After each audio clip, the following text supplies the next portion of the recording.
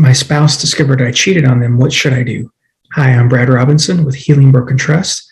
So there's 3 things I want to go over with you today that you should do if your spouse just discovered your affair. The first thing is you need to be really honest with them about everything. That may seem counterintuitive. That may seem really stupid.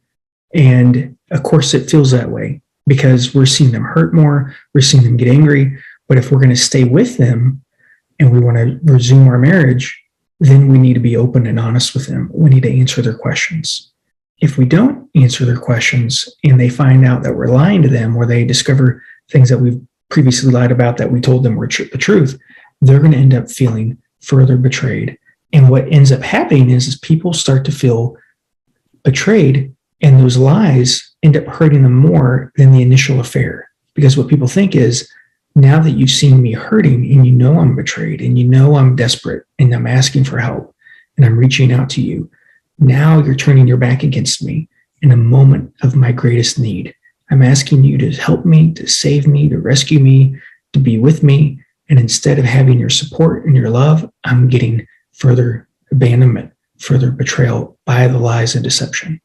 Now, for somebody who's been unfaithful, you may find yourself thinking, actually being open and honest is the cruel thing to do. Don't be open and honest. I'm going to hurt you further. I'm going to inflict your wrath. And that may be something that happens. So you do have to take safety precautions. If you want to stay married, honesty is always the best policy. I cannot guarantee you the results of being open and honest. I just know from working with countless people one-on-one and through workshops that everybody wants their spouse to be honest with them around the questions that they have. Some people have a lot of questions. Some people don't have a lot of questions. But if your spouse is asking you a question around the affair, you need to be honest with them. I can't guarantee you that they're going to want to stay married when they know all the details. But if you're going to stay together and you're going to rebuild trust, that's going to be one of the biggest areas that's going to help you continue to heal, because they're going to feel cared for by you and feel like you're working with them and not against them. When we're deceptive and we're not open and honest, our spouse ends up feeling like we're working against them, that we're continuing the affair, that we're actually picking the affair partner over our spouse. And what we want to do is make our spouse feel chosen, like we have their back, like we're choosing them. And part of how we do that is being open and honest about what's happened. It's very counterintuitive. You wouldn't think being open and honest about an affair and going through all the gory details and the fights that can happen from something like this is a good idea. But the reality is if we're going to stay married and we're going to have the kind of relationship we want, we have to have a foundation of honesty, transparency, openness. Again, I can't guarantee that they're going to want to stay married with you, but that is usually the number one need that people have after finding out their spouse has cheated on them.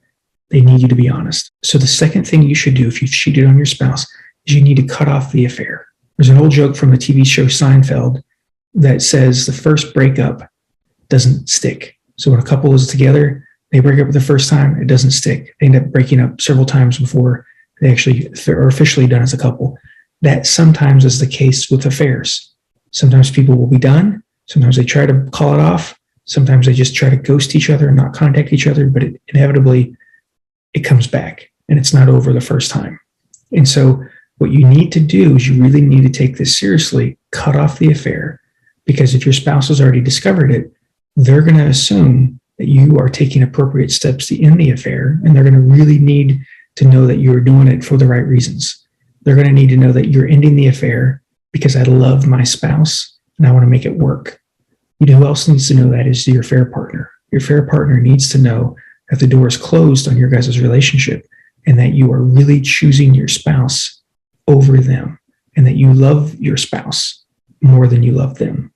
And they need to know that you're not choosing your spouse just because you guys have kids together or have been together for a long time. They need to know that you really are picking your spouse for the right reasons so that they can move on with their life.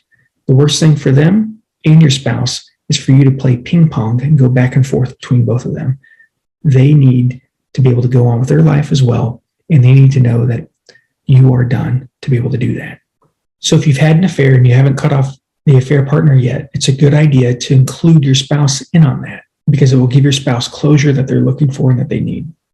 The third thing you should be aware of if you've broken your spouse's trust that you should do is be very understanding that they are traumatized right now.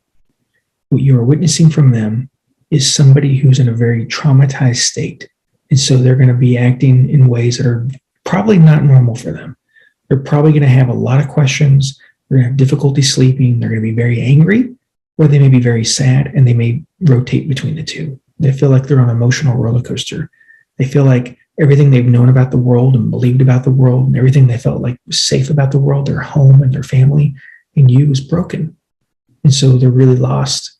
They're really seeking answers, and they don't know how to help themselves. They don't know how to turn this off. And so if you can be a comforter for them, somebody who helps them start to feel better, somebody who's very remorseful about what happened, somebody who can be apologetic and sorry and express those to your spouse, you're going to see them start to feel better with you. You're going to see your relationship with you improve. Bottom line is, you want to seek to comfort them and help them in any way that you can. And you want to express your remorse to them. And you want to tell them that you're sorry. And you ultimately want to show them that you're willing to do whatever it takes to help them heal. If you can do that and they feel cared for by you, you can begin to have the kind of marriage you guys both dream of and want. If you guys need help, check us out at healingbrokentrust.com. If you found this video useful, please comment, like the video, and subscribe. See you next time.